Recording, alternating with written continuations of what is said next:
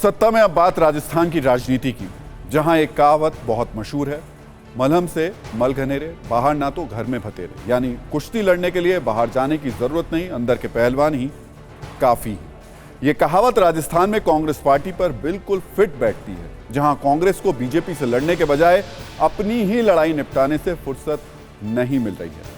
राजस्थान में कांग्रेस के भीतर दो ध्रुव है, एक मुख्यमंत्री अशोक गहलोत का, दूसरा है सचिन पायलट का। सचिन पायलट ने राजस्थान में कांग्रेस सरकार के जो मौजूदा सरकार है उसको लेकर के वो फिलहाल खुश नहीं हैं और वो चाहते हैं, लेकिन कोशिशें उनकी लगातार हैं कि किसी भी तरीके से जो सत्ता की तरफ उनके कदम हैं वो आगे बढ़े।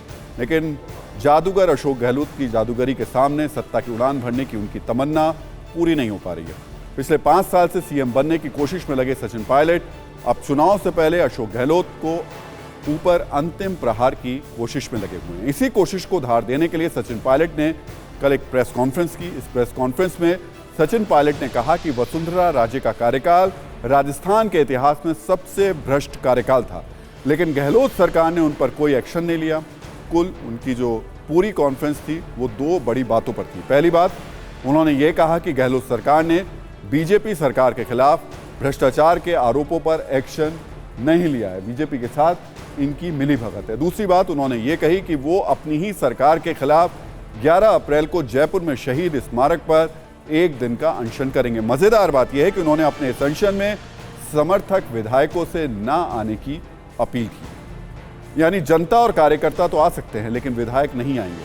राजस्थान में इसे एक तरीके का शक्ति प्रदर्शन माना जा रहा है। ये राजनीतिक दबाव बनाने की भी रणनीति है। सचिन पायलट के तीखे और गंभीर आरोपों के बाद कांग्रेस अशोक गहलोत का बचाव कर रही है। कांग्रेस की ओर से अशोक गहलोत के शानदार काम गिनाए जा रहे हैं। कांग्रेस कह रही है कि अशोक गहलोत की जो अगुवाई में राजस्थान सरकार ने बड़ी संख्या में अच्छी योजनाएं लागू की हैं। ये बात कहकर साफ संकेत दिए जा रहे हैं कि सचिन पायलट की लड़ाई निजी है, पार्टी के अंदर उनका समर्थन उनको नहीं मिल रहा है, लेकिन पार्टी के बाहर इस पर खूब बातें और चर्चा हो रही हैं।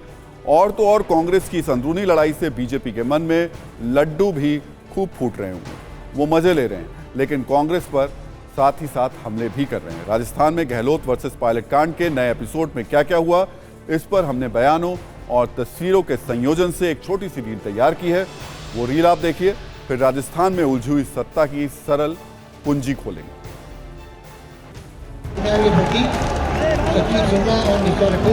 सचिन पायलट ईश्वर की शपथ लेता हूँ, मैं विधि द्वारा स्थापित भारत के संविधान के प्रति सच्ची श्रद्धा और निष्ठा रखूंगा।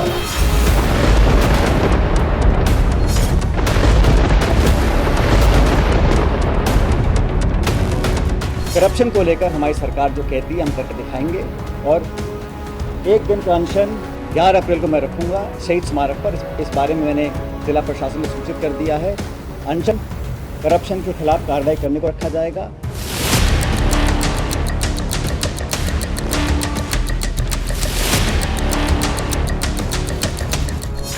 चार साल से अगर 1 या 2 व्यक्ति कांग्रेस में सत्ता का अनशन कर लेते तो राजस्थान में जहाँ भी देश में करप्शन के खिलाफ राहुल गांधी लड़ाई लड़ रहे हैं, करप्शन के खिलाफ ना लड़ाई होगी। कांग्रेस का कोई भी कार्यकर्ता बीजेपी के करप्शन के खिलाफ लड़ेगा, मैं उसके साथ हूं।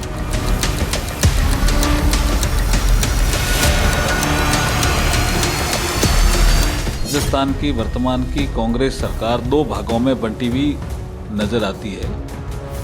एक खेमे का नेतृत्व अशोक गहलोत जी कर रहे हैं और दूसरे खेमे का नेतृत्व सचिन पायलट जी कर रहे हैं।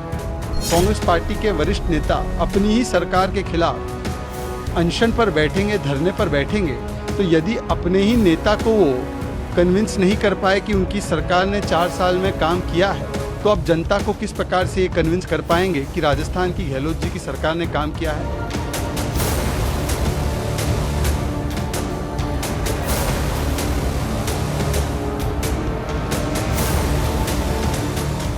हर पहलू पर जांच हो रही है, ना केवल संजीवनी घोटाले पर हो रही है, लेकिन जो साजिश रची गई थी एक चुनी हुई सरकार को गिराने की, उसमें भारतीय जनता पार्टी के कौन कौन नेता शामिल थे, उनके तार कहां-कहां जुड़े हुए हैं, हर पहलू पे जांच हो रही है। जनता जनार्दन है और हर पार्टी को अपनी बात पर विश्वास कायम कराने के लिए प्रमाण देना जरूरी है।